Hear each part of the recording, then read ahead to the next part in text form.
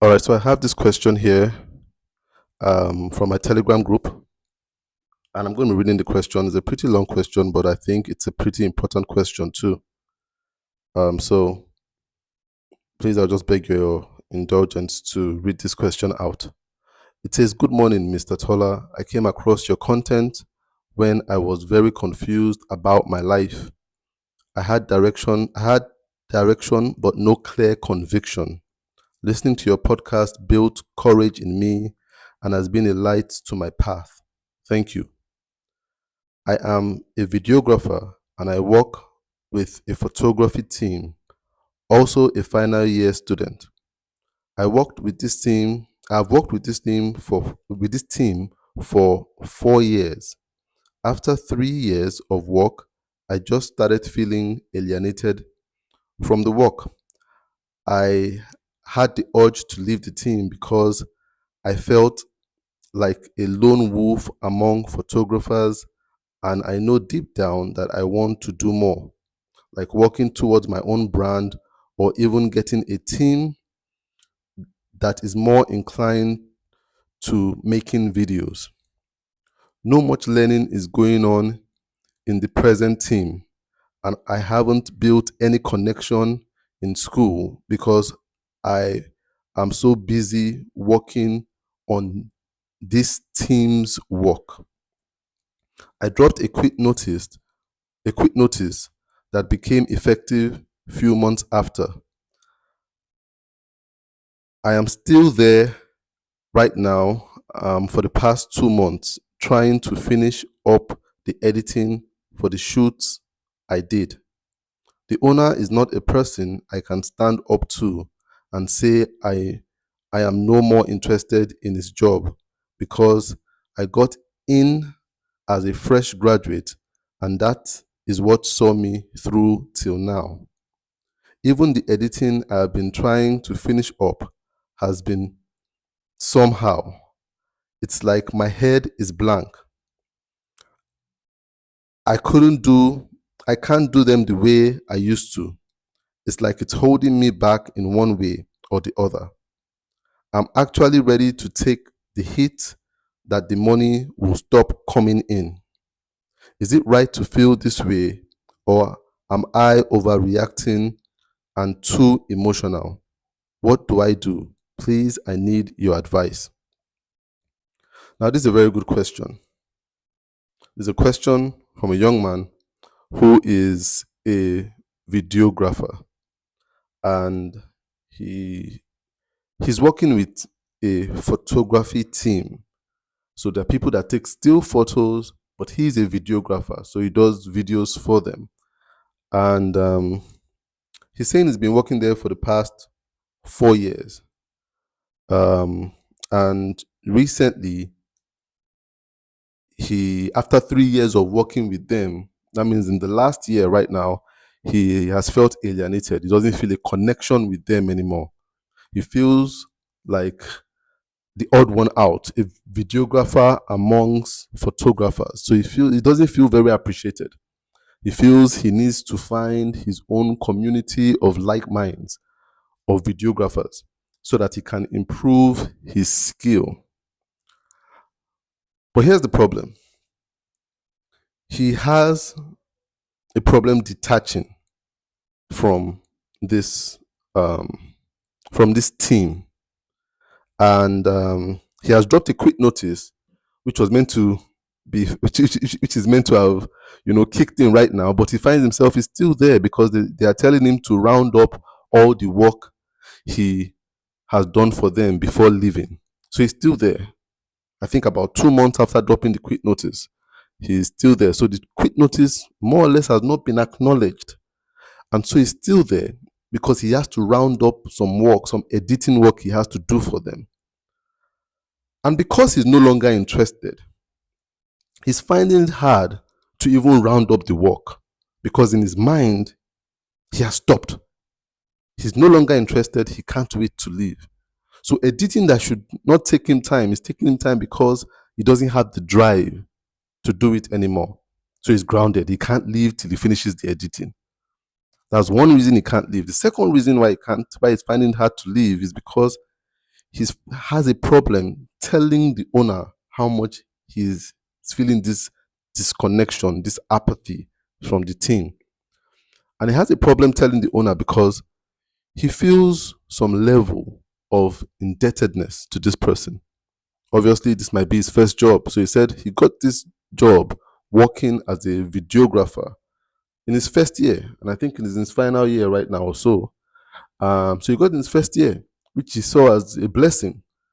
And this person allowed him to work all through his first year, second year, to this point where he is earning as a student. So he feels telling this person, I don't want to do this job anymore, would seem very ungrateful. So there lies his problem. What does he do? Is he being too emotional? Should he feel the way he's feeling? How does he handle this? How does he move forward? And this is where I want to talk about emotional intelligence. Emotional intelligence. You know, the reason people feel this way, and just a few days ago, I had a message from someone too, just like this. The person wants to stop working where he's been working, but then he looks at the people he's been working with and like, they've been so good to me. They gave me an opportunity when nobody would give me. But right now, I don't feel a connection anymore. I want to move on. And they find it hard. And that's because a lot of us don't have adequate emotional intelligence. We have a misconception of what emotional intelligence is. And the misconception is based on insufficient education about emotional intelligence. I can't tell you how many people tell me, I want to live, but I don't know how to live. I want to live, but I don't know how to live. Because we have been taught over time constructive emotional intelligence. The emotional intelligence we've been acquainted with has been constructive. How to bond, how to fit in, how to be accepted, how to network, how to meet, how to respect people. We've been taught constructive emotional intelligence. But we have not been taught, a lot of us have not been introduced to deconstructive emotional intelligence. Deconstructive emotional intelligence. Because a lot of times we think if something is not constructive, it must be destructive.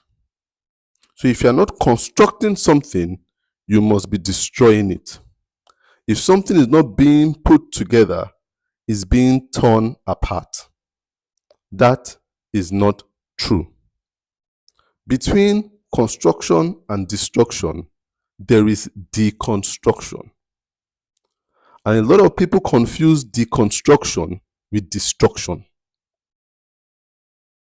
There is such a thing that I regard, I don't know if it exists as a term, but I'll use it as a term for answering this question, as deconstructive emotional intelligence.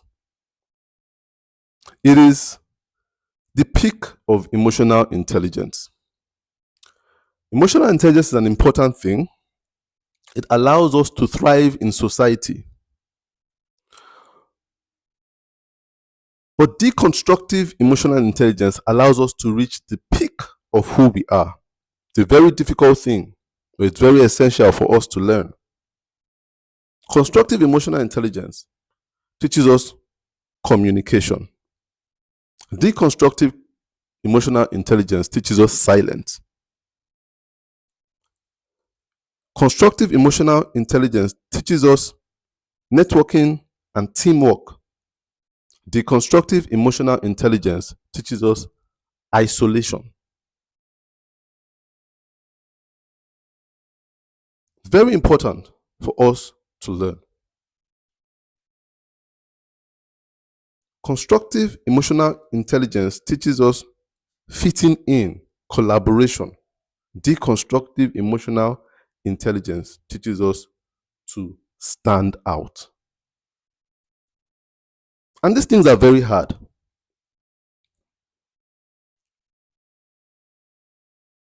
Constructive emotional intelligence teaches us how to take opportunities. Deconstructive emotional intelligence teaches us how to walk away from expired opportunities. This is where people have a problem. They have no problem seeking a job, but they have a problem leaving a job. They know how to seek a job in a cordial way, but they do not know how to leave a job in a cordial way. They know how to seek a job effectively, but they don't know how to live effectively.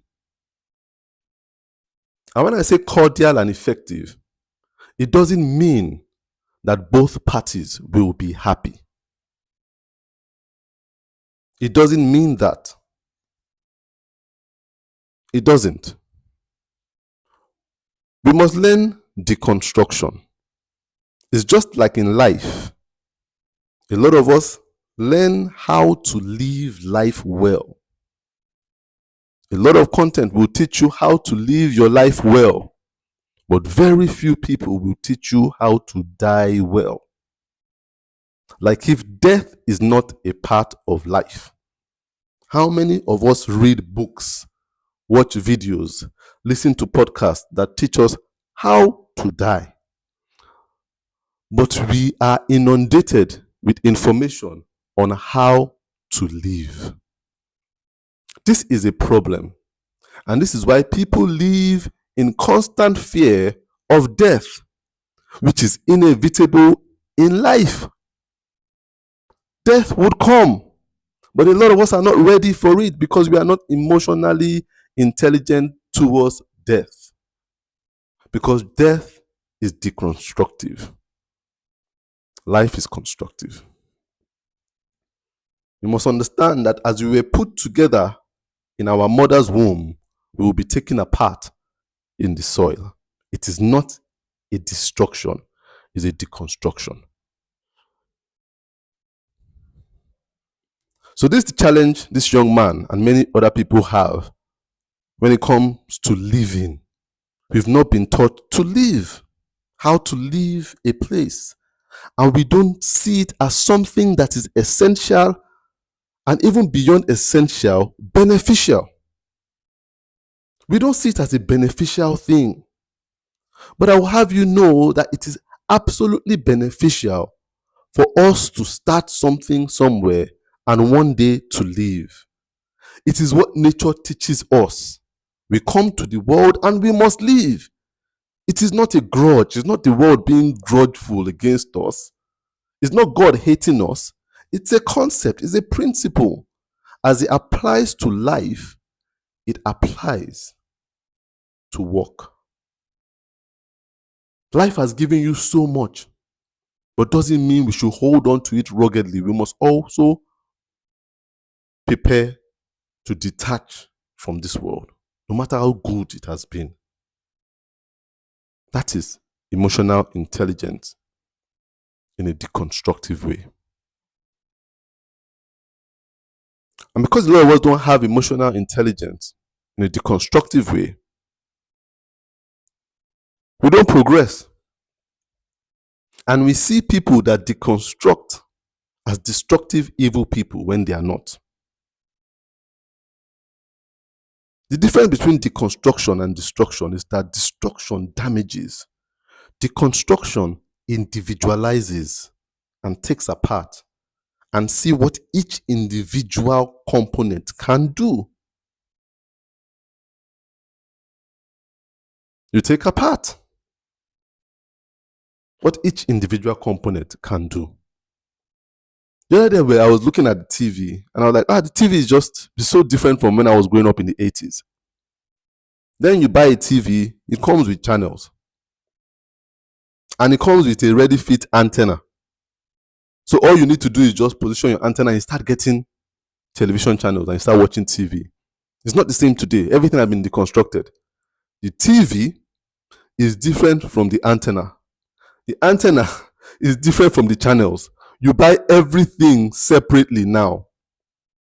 So you can have a TV, doesn't mean you start watching anything till you begin to buy your channels. Yes, this can be a very disturbing way of doing business. This can be a very money grabbing way, but it's life. That's deconstruction. They have not destroyed the TV. They've just broken down into components. And this benefits a lot of businesses. Now, whether this is ethical or not is not what I'm addressing here. What I'm addressing is that is not destructive. Destruction is not taken apart, is damaging. Damaging. Whereby no part exists anymore. The total concept is lost. And because we are not used to the concept of deconstruction, it's very interesting how this happens in popular culture and people kick against it. And years later, they applaud it. I remember there was a group called Destiny's Child. See, Destiny's Child was made up of, was it 3 or 4? Was made up of 4 girls initially. But then you see, record companies, a lot of them have emotional intelligence. They have deconstructive emotional intelligence. That's how they scale. When they look at a group, they allow them to express as a group till all the juice, all the creative juice of being a group starts to run out. And then they realize, rather than throw the group away, let's begin to deconstruct. And then they begin to individualize. And when they begin to do this, the public always sees them as doing something terrible. But then it's not totally terrible. Because by individualizing, they will realize that they take one element to a place that the element would never have been if it was still part of the group. And that's why we have Beyonce today, who has done a lot in the music industry, achieved so much, I think more than any female artist in recent times. Would she have ever done that in Destiny's Child? That would never have happened. Never. In fact, the individual members of Destiny's Child, most of them, if you look at Kelly or Michelle, have gone on to heights that they wouldn't have reached in Destiny's Child. It was a deconstructive move, not a destructive move. It might not feel good, but it is necessary for some people to reach the peak of their expression in life. Sometimes we hold on too much to feeling good, and then it hampers our intelligence. A lot of us are not emotionally intelligent because we are emotionally insecure. And what does it mean to be emotionally insecure? It means you always want to feel good. You always want to feel good about something, and you always want people to feel good about what you do. That is an emotional insecurity. You would never grow in life if you always want to have people smiling and endorsing what you do. I want to have you know that some of the greatest things you will do will be resisted initially, but will be applauded by the same people a short time later. Emotional intelligence, very important. You see, I say this, I'm a Manchester United fan, and in 2008, I think, Manchester United won the Champions League. For those of you that don't know football or watch football, the Champions League is the highest achievement in club football. To win the Champions League is the highest achievement in club football. So they have the European Champions League. So for if you are playing club football in Europe, what you really want to do is win your domestic league, but then the height is to win the Champions League. Now, Manchester United won the Champions League in 2008. That was the last time they won it. And there was a young boy playing with them called Cristiano Ronaldo. He was playing in the Champions League with them, and he won the Champions League for the first time playing with Manchester United. I want to have you know that Cristiano Ronaldo joined Manchester United at a very early age. I think I'm 17 or 16. He was a young man, when he joined. And they gave him the opportunity to play. Alex Ferguson, who was the manager at the time, really liked him. Gave him the opportunity that most managers will not give a player as young as that. And he delivered. And then he won the Champions League. And then the next season, in 2009, Cristiano Ronaldo said he was leaving Manchester United. It was a highly criticized move. A lot of people criticized it. A lot of people were against it. He became highly infamous in a team that he loved so much and loved him so much, gave him so much. Highly infamous. It affected his relationship with his father figure, Alex Ferguson, at that time. And a lot of people do not understand how somebody, after winning something that most footballers would want to win with a team, a lot of people do not understand why he didn't park his car with Manchester United and say, I am with the winning team. He decided to leave. He left because he had emotional intelligence. A lot of people on the Manchester United team didn't have emotional intelligence. A lot of them pitched their tent there and said, I'll never leave this team. This is the beginning of our winning. But you see, for Cristiano Ronaldo, it was different. He realized he was with a winning team, but he wanted to know what he was as an individual. Was he a player with a winning team, or was he a winning player? So he deconstructed out of the team to see who he was as an individual. So he left the team and went to another team called Real Madrid. And if you look through history, he won even more Champions League trophies with Real Madrid, proving to himself that he was not just a good player in a winning team, he was a winning player. But it came with a lot of criticism. Someone that doesn't want to be criticized will never reach their height in life. It came with breaking the heart of some people that he owed a lot. You see, for this young man, emotional intelligence is already telling you you've gotten all you need to get from this team. You need to move on and investigate what life holds for you out there. You shouldn't see it as a terrible thing. It's a part of life. The time has come for you to die to that world. Death is a part of life. You must die to that world to awaken in a new world. Just like a lot of us, for most of us, if not all of us, we were in a world of our mother's womb. It was a wonderful world. It was cozy. We didn't have to chew food. Food was directly delivered to our stomach. We were alone, had our privacy. But the time came after 9 months that we had to leave that world. We were ejected from that world. It wasn't malicious. It was progressive.